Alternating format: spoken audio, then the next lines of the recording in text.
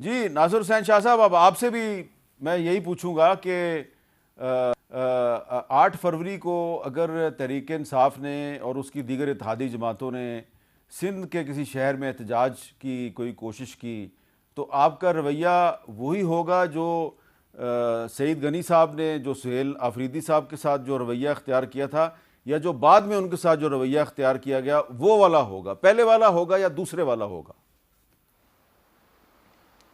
دیکھیں، ایک تو میں تھوڑا کلیئر کر دوں کہ سہیل آفریدی صاحب کے ساتھ رویہ بہتر ہی رکھا گیا. انہوں نے جلسہ بھی کر لیا. تھوڑی سی جو ایشو ہوا تھا وہ اس پہ ہی ہوا تھا کہ وہ جلسہ یہاں کی جو ان کی لیڈرشپ تھی وہ روڈ پہ کرنا چاہ رہی تھی، اور ہم کہہ رہے تھے کہ آپ جلسہ گاہ جو آپ نے خود مانگا تھا وہاں پہ کریں.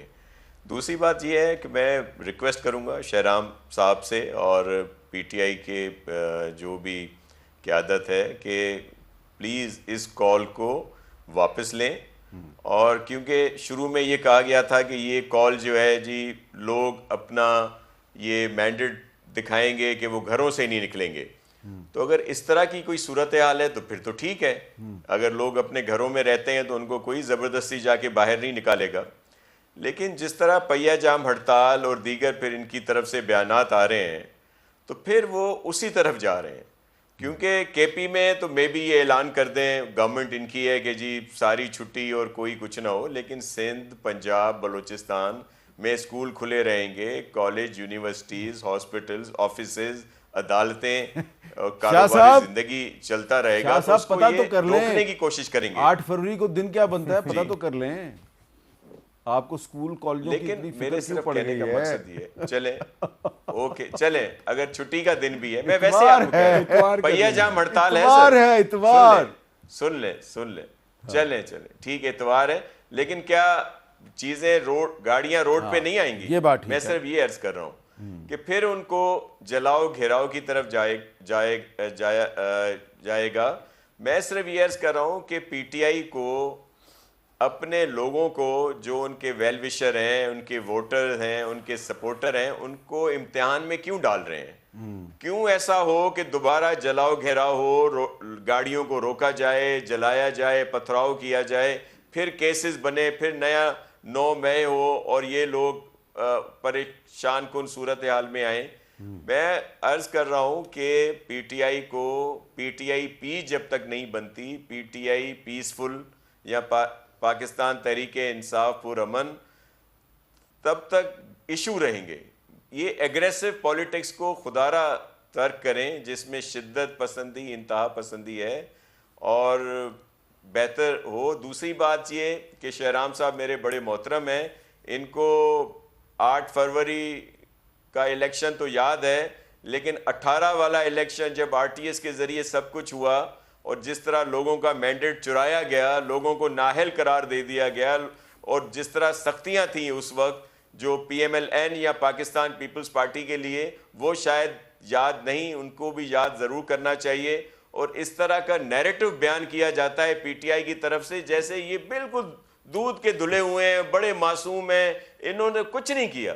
یہ ساری چیزیں جب بات ہو تو ماضی کو بھی ضرور یاد رکھنا چاہیے کہ کس طرح کیا کچھ نہیں ہوا تھا 2018 میں، کس طرح آر ٹی ایس کو بٹھایا گیا، کس طرح لوگوں کو جیلوں میں ڈالا گیا، چلیں آپ نے نااہل قرار دے دیا گیا، اور بہت جو سی باتیں کی سختیاں ہیں، تھیں. لیکن مین بات ہے کہ آپ نے ریکویسٹ کی ہے شہرام ترکئی صاحب کو کہ وہ 8 فروری کی جو کال ہے وہ واپس لے لیں. تو ذرا پوچھ لیتے ہیں. جی شہرام صاحب کیا کہیں گے آپ؟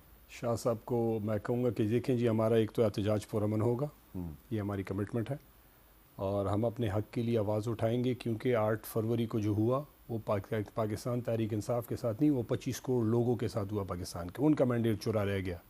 جو ہمیں ملا تھا شاید کسی اور کو ملتا تو وہ آواز اٹھاتے. دوسری بات یہ ہے کہ جب بھی جو حکومت میں ہوتا ہے اس کے خلاف جب آواز اٹھاتے ہیں تو تکلیف ہوتی ہے، کیونکہ وہ چاہتے ہیں کہ بس آرام سے ساری چیزیں چلتی رہیں. جو وہ کہیں اچھا ہے تو بس وہ اچھا ہوگا، اور جو وہ کہیں برا ہے تو وہ برا ہے. اس طرح نہیں ہوتا. دیکھیں اپوزیشن، شاہ صاحب کی پارٹی بھی اپوزیشن میں رہی، بلال کیانی صاحب کی پارٹی بھی اپوزیشن میں رہی.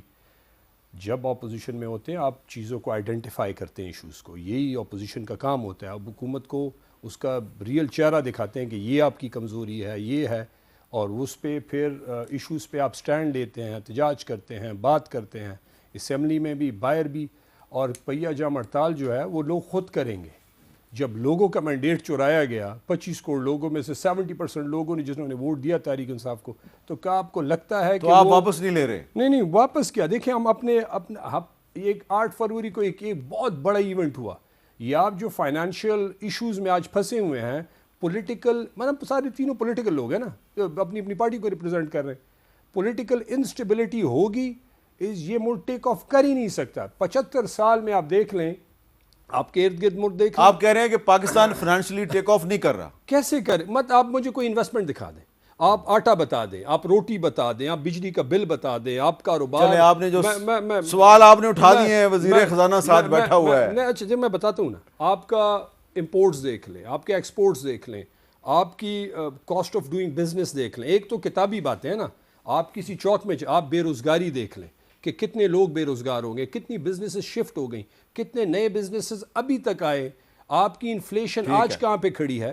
اگر یہ وہ چیزیں، اور دیکھیں یہ ہم یہاں پہ جتنی بھی باتیں کریں، کسی چوک میں آج یہاں سے کسی بھی جگہ چلے جائیں اور وہاں پہ آپ پوچھیں کہ آپ عام بندے کی زندگی، یہ آپ کے کیمرہ مین ہیں، ان کو کہیں کہ آپ ذرا کیمرے کے علاوہ ان سے پوچھیں کہ آپ کی زندگی کیسے بسر ہو رہی ہے، آپ کا گزارا ہو رہا تو ہے. ان کا جواب نشر کیسے ہوگا پھر؟ دیکھیں وہ تو الگ بات ہے، اللہ کرے یہ توفیق ملے کہ یہ نشر ہو.